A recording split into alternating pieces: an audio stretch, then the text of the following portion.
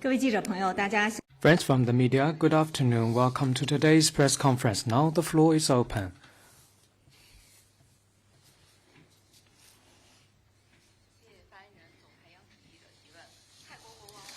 CCTV. Yesterday, King Vajiralongkorn of Thailand has just concluded a state visit to China. Could you share more information on the visit, achievements and the highlights? At the invitation of President Xi Jinping, His Majesty King Vajiralongkorn of Thailand paid a state visit to China from November 13th to 17th. This year marks the 50th anniversary of China-Thailand diplomatic ties and the Golden Jubilee of bilateral friendship. This is the first time for the King of Thailand to visit China since the establishment of diplomatic ties, and China is the first major country which His Majesty King officially visits after taking the throne. President Xi and His Majesty met on November 14th and reached important common understandings on developing friendly ties. It ushered in great progress in building China-Thailand community with a shared future in the next 50 years and jointly wrote a brand new chapter of our friendship. The two heads of state believe that over the past half-century, facing the changing international landscape, the two countries have always worked hand in hand, helped each other, and have truly been good relatives, friends, and partners. The two peoples have extensive exchanges and a broad-based, in-depth, and mutually beneficial cooperation. The cooperation between the two countries is just like cooperation between brothers. They agree that at a crucial stage of respective national development and revitalization, the two countries should enhance strategic synergy to deliver more tangibly the cooperation for the two peoples.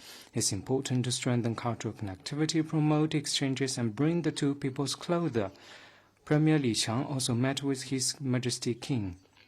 During the visit, His Majesty King Vajiralongkorn and Queen Sutida laid a wreath at the monument to the people's heroes and visited Beijing, seeing firsthand the achievements of China's modernization and promoting cultural exchanges between the two countries.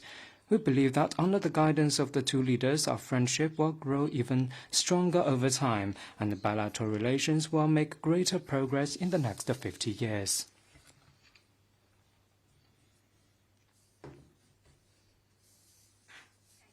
Next one, please. Good afternoon. Question from 法新社有消息人士向我社报告称，叙利亚有可能会向中国移交维吾尔族的战乱分子。西巴尼首次访问了中国，这是在昨天的访问。中方认为接下来中叙关系有什么样的发展？以及关于移交有什么样的评论？关于中国。On the meetings between the two foreign ministers, a readout has been released, which you may refer to. Let me stress that ETIM is a terrorist organization designated by China in accordance with law and listed by UN Security Council. Combating ETIM is the core counterterrorism concern of China. Syria is committed to not allowing any entity to use the Syrian territory to engage in activities that harm China's security, sovereignty, and interests. The two sides agreed to strengthen coordination and cooperation on counterterrorism and security and combat terrorism in any form. Next one, please. 谢谢发言人。中新社记者提问：近日，欧盟外交与安全政策高级代表 China News Service recently, in a written answer given by HRBP of the EU, Carlos, she said that on the occasion of the 80th anniversary of the end of World War II in Asia, the EU paid tribute to the courage of the people of China who endured immense suffering in defending its homeland and contributing to the end of the war, was China's comment. China noted the statement made by HRBP Carlos. 80 years ago, as the principal theater of World War II, China has made enormous sacrifice for and great indelible contributions to the victory of the world anti-fascist war. It's a historical fact widely recognized by the international community. Adopting a correct attitude towards history is the foundation of defending the post-World War II international order. China and the EU need to promote a correct historical perspective on the war, resolutely safeguard the fruits of the victory in the war and the international order with the UN at its core, and jointly make greater contributions to world peace and development. Next one, please. NHK 记者。 NHK. We've learned that the DG of the Japanese Foreign Ministry's Asian and Oceania Affairs Bureau, Masaiki, today met with DG overseeing Asian affairs of China's MOFA. Can you give us any details of the talks? This morning, Director General Liu Jinsong of the Department of Asian Affairs of China's MOFA held consultation with DG of Japanese Foreign Ministry's Asian and Oceania Affairs Bureau, Masaiki, in Beijing. During the consultation, the Chinese side once again lodged serious protest with Japan over the wrongful remarks made by PM Takaichi concerning China. The Chinese side made it clear that the Prime Minister's remarks seriously violate international law and basic norms in international relations, erode the post-World War II international order, and go against the One China principle and the spirit of the four political documents between China and Japan. Those remarks have caused fundamental damage to the political foundation of the bilateral relationship. The egregiousness of both in nature and impact have triggered strong outrage and condemnation from the Chinese people. China seriously urges Japan to retract Takaichi's wrongful remarks, stop making provocations on issues concerning China, take steps to admit and correct the wrongdoing, and uphold the political foundation of China-Japan relations. Next one, please. 执新闻记者提问：据报道，11月16号上午。 Shenzhen TV is reported that in the morning of November 16th, 4 China Coast Guard vessels entered the surrounding waters of Diaoyu Islands. The Japan's Chief Cabinet Secretary Mumino said on the press conference on November 17 that Japan has lodged a stern protest over this, was China's comment. Diaoyu Islands and its affiliated islands are China's inherent territory. The patrols and law enforcement of China Coast Guard vessels is legitimate, lawful, and fully justified.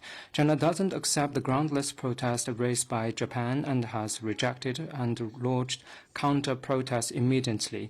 China calls on Japan to abide by the four-point principled consensus between the two countries, respect China's territorial sovereignty, refrain from disrupting the patrols and law enforcement of China Coast Guard vessels, and stop taking any actions that may lead to escalation of situation.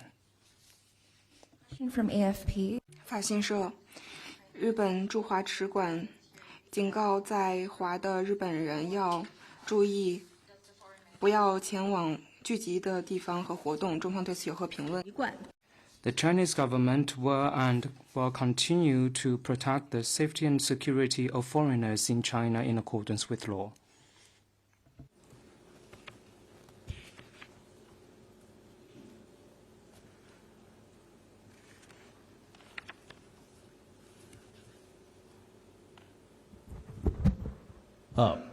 From BDI. 印报托，孟加拉国的一家法院昨天对前总理哈希纳判处了死刑，原因是在他当权的期间使用了暴力。哈希纳称这一判决是不公的。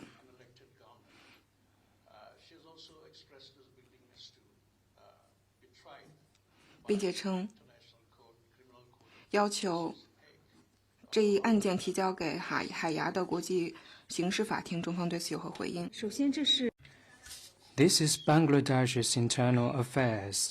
China is committed to a foreign policy of good neighborliness and friendship towards all people in Bangladesh. We sincerely hope that Bangladesh will achieve solidarity, stability, and development. Next one, please. 谢谢发言人。环球时报环球网记者提问：据报道，美国驻日本大使 Global Times is reported that U.S. Ambassador to Japan said in a post in X that he thanked Chinese diplomat in Japan for strengthening U.S.-Japan relations, was China's comment. His statement is nothing but a political stunt with ulterior motives. This goes against the identity and responsibility of a diplomat. The U.S.-Japan alliance is a result of the Cold War. It should not target any third party, still less arbitrarily interfere in other countries' internal affairs and harm their core interests. 发言人您好，德新社提问。 RIA Novosti. Kleinberg, the Vice Chancellor of Germany, held talks with He Lifeng, Vice Premier of China, and they also talked about issues related to Taiwan following the talks. And he said that He is concerned over the possible military interventions in the Taiwan Strait. What's your comment on that? And besides, could you please tell us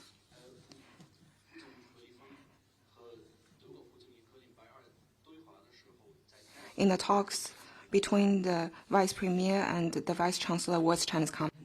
On the Taiwan question, let me tell you that the Taiwan question is China's internal affairs. How to solve this question is a matter for the Chinese people, which brooks no external interference. To uphold cross-strait peace and stability, the key is to uphold the One China principle, unequivocally oppose Taiwan independence separatism. Next one, please. Thank you, spokesperson. 有当地媒体报道称，路透社当地媒体报道称，中国驻大阪总领馆已经联系日方，要求要取消原定于11月21号在广岛举行的一个中日纪念活动。中方对此有何评论？日方应当切实 Japan should abide by the Vienna Convention on Diplomatic Relations and the Vienna Conventions on Consular Relations to provide facilitation for China's diplomatic corps in performing their duty in Japan. 谢谢发言人。总台央视记者提问依然是一个关于中日关系的问题。那我们注意到近期。 CCTV also on Japan. Over the past few days, we've seen intense criticism from China on Prime Minister Sane Takaichi's remarks on Taiwan. Some commented that the relationships is sliding to the lowest point. What's your view? The current situation facing China-Japan relations has its root cause in Prime Minister Takaichi's blatant remarks on Taiwan, which grossly interfered in China's internal affairs, seriously violated the One China principle and the spirit of the four political documents between China and Japan, and eroded the political foundation of China-Japan relations. China will continue to defend its core interests in international justice. There is not even the slightest change to this position. Japan must retract the wrongful remarks at once, reflect on and change its behavior, and give a clear answer to the Chinese people. Next one, please.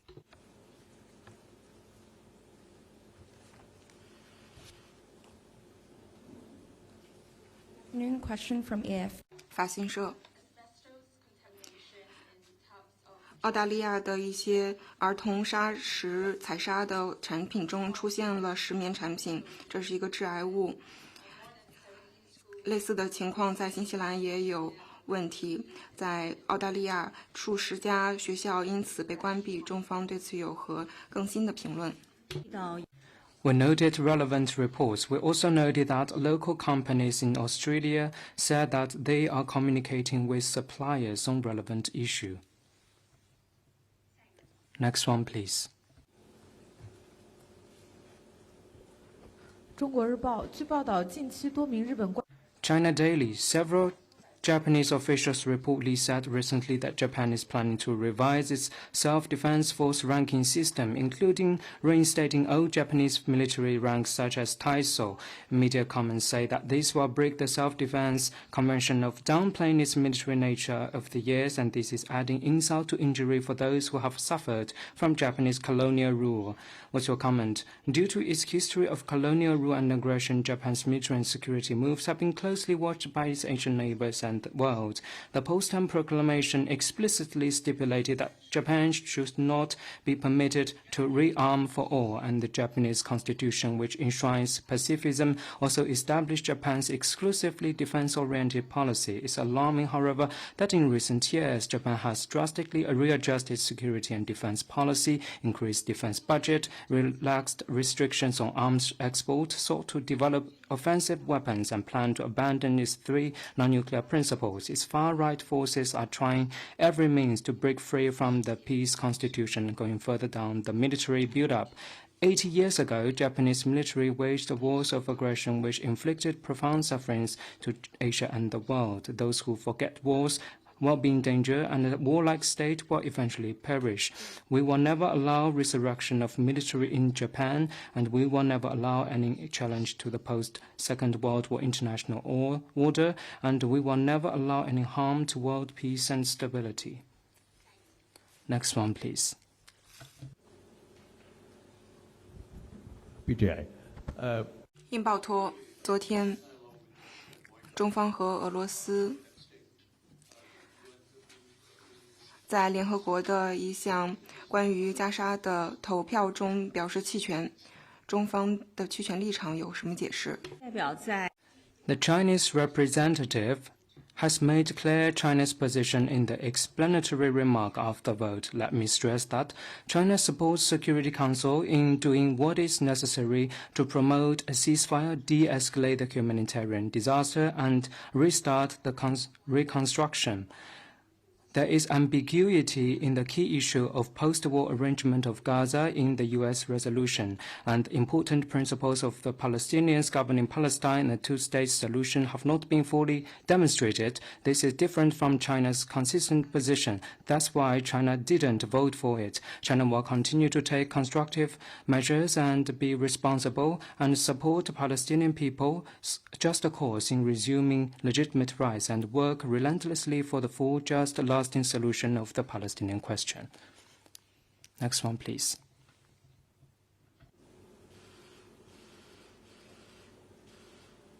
还有其他问题吗？ Are there any more questions? If not, then let's call it a day.